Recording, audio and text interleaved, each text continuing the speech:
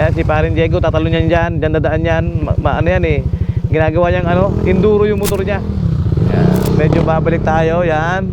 Ang ganda ng lugar. Guys, ang ganda. Pwede na yan dyan. Ayun oh. Mukhang matagal si Parin Diego dito pumupunta ba.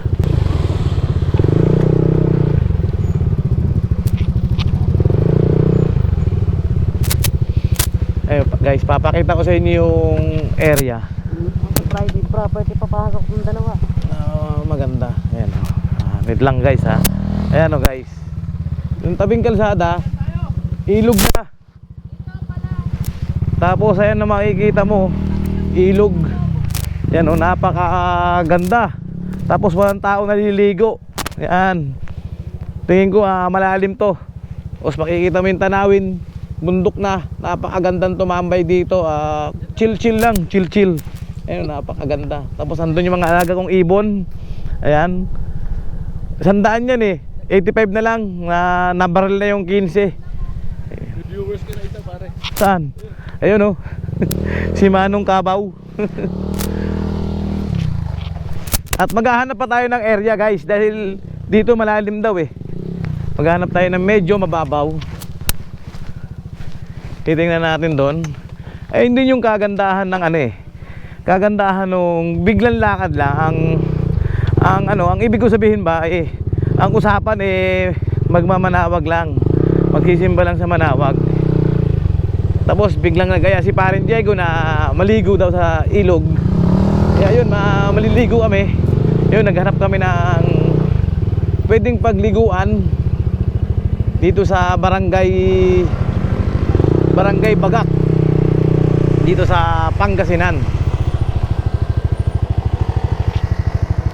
Ayan, sinasabi ko sa inyo, yung daanan niya marumi, maraming dahon dahil walang ganun dumadaan.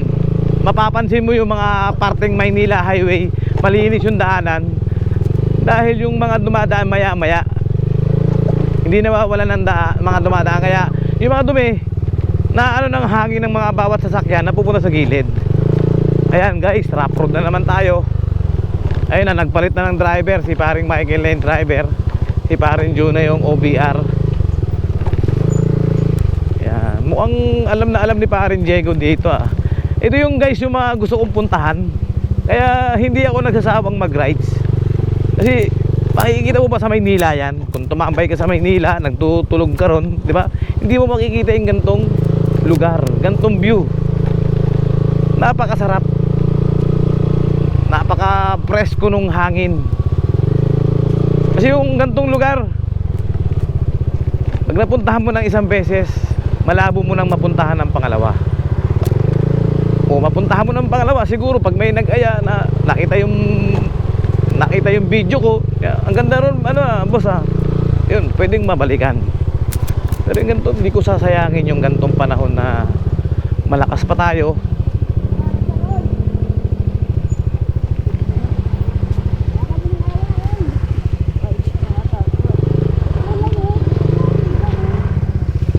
Habang malakas pa tayo gumala, talagang hindi ko to aayawan, pagsisisihan. Hindi, napakasarap gumala, napakasarap sa pakiramdam. Ayan gantong motor idadaan mo sa oy 8 oy. Di ba? Mga ganun, mga happiness na magbabarkada, magkukumpare. Yan, di ba? Napakasarap talaga. Ito yung gusto ko talagang puntahan, guys. Yung mga ganito. Para mo nang awa, gabi ko pa dito pa.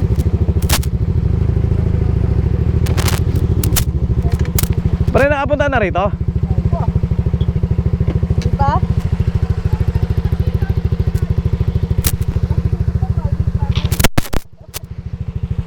Hindi man tayo magnanakaw eh.